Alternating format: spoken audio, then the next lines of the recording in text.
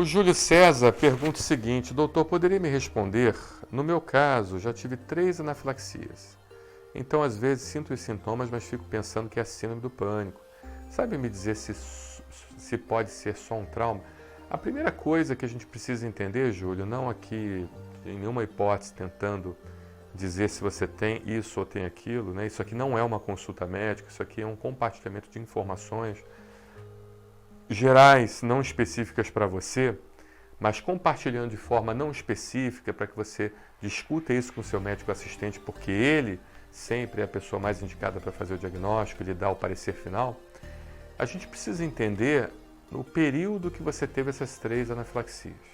Isso é muito importante.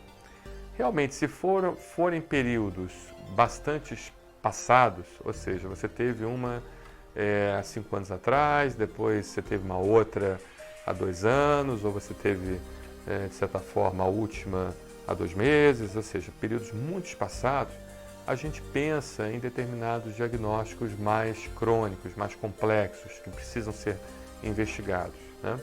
Porque a anafilaxia é realmente algo grave, algo que precisa ser investigado. E entre as anafilaxias, nós temos as hipersensibilidades alérgicas, né? Hipersensibilidades a medicamentos, onde o medicamento ele pode agir de forma imunologicamente falando e já é mediado, ou de forma mais tardia, onde o medicamento ele pode... A tardia não causa anafilaxia, né? A tardia ela causaria mais efeitos mais graves, muitas das vezes, mas não anafilaxia.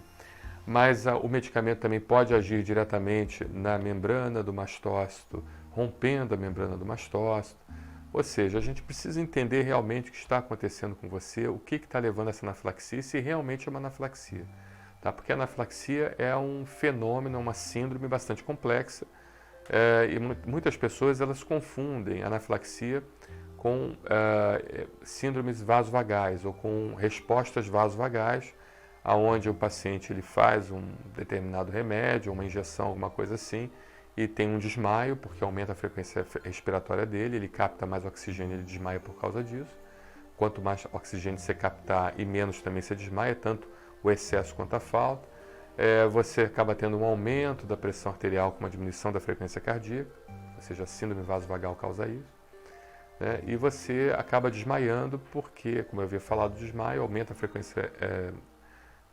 aumento da pressão arterial com diminuição da frequência cardíaca.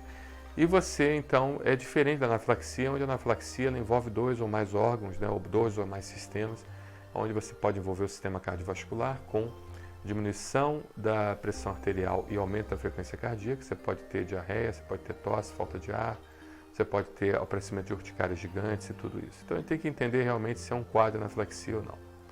Sendo anafilaxia realmente, o médico diagnosticando como anafilaxia, ou você já tendo um diagnóstico já prévio do médico como anafilaxia, a gente tem que entender essa questão do espaço entre as crises de anafilaxia e temos que entender uma outra situação se realmente você teve uma crise que exacerbou, entende? Ou seja, muitas das vezes você teve a primeira crise de anafilaxia, uma hipersensibilidade a alguma coisa, que precisa ser investigada, precisa encontrar a etiologia disso. E o paciente, ele costuma ter crises sucessivas após aquele contato com aquele alérgeno que causou o processo de anafilaxia. Inclusive, quando a gente recebe um paciente com anafilaxia no consultório na unidade de emergência, no consultório a gente já manda para a unidade de emergência. Faz a adrenalina que tem que fazer e já encaminha para a unidade de emergência. Mas quando a gente recebe na unidade de emergência, o que é de praxe é você deixar o paciente em observação pelo menos 12 horas. Tá? Ou seja, o paciente melhorou, não tem mais urticária, não tem mais nada, a pressão estabilizou, a frequência cardíaca estabilizou, não está com tosse, está ótimo. Mas existe a chance de recidiva. Então, você deixa aquele paciente pelo menos, no mínimo, 12 horas em observação e depois libera ele com medicamento para casa, que é medicamento de manutenção. E o que é preconizado hoje é você fazer pelo menos 30 dias de antihistamínico. Tá? Você faz um corticosteroide durante 7 dias e pelo menos 30 dias de antihistamínico para deixar ele controlado durante aquele período. Então, por quê? Porque nesse período de 30 dias ele pode ter recidivas. Então, o que eu penso, será que você não teve um episódio de anafilaxia, um episódio de hipersensibilidade que precisa ser investigado e depois você teve mais 2 crises nesse período de 30 dias?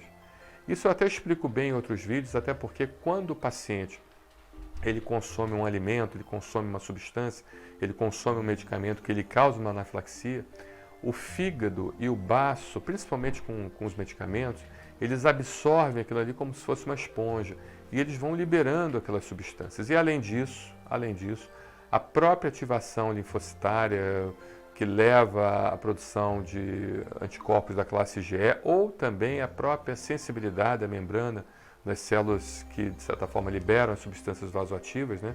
A gente tem até o chamado conceito PI recentemente, que é um conceito muito interessante, que é a ação direta do remédio no receptor TCR, ou os receptores imunológicos, por assim dizer.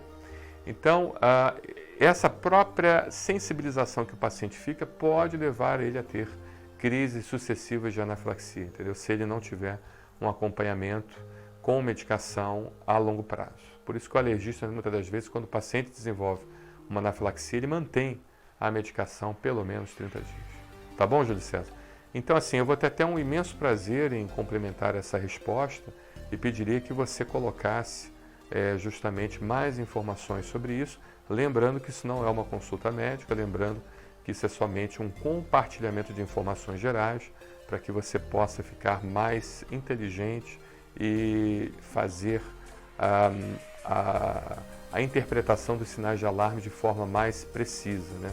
Porque certamente quem vai dizer quem deve procurar um médico ou não é você mesmo, você que vai se sentir mal. Mas tem sensações, tem sinais, tem sintomas que muitas das vezes são muito subjetivos para o paciente que não tem um conhecimento, ele acaba não procurando o médico de forma adequada, precoce, com diagnóstico precoce e às vezes o tratamento ele acaba não sendo um tratamento adequado, tá bom? Principalmente em reações anafiláticas, tá bom?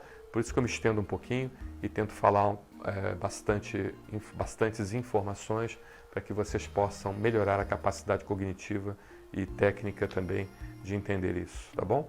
Muito obrigado, Júlio. Um abraço.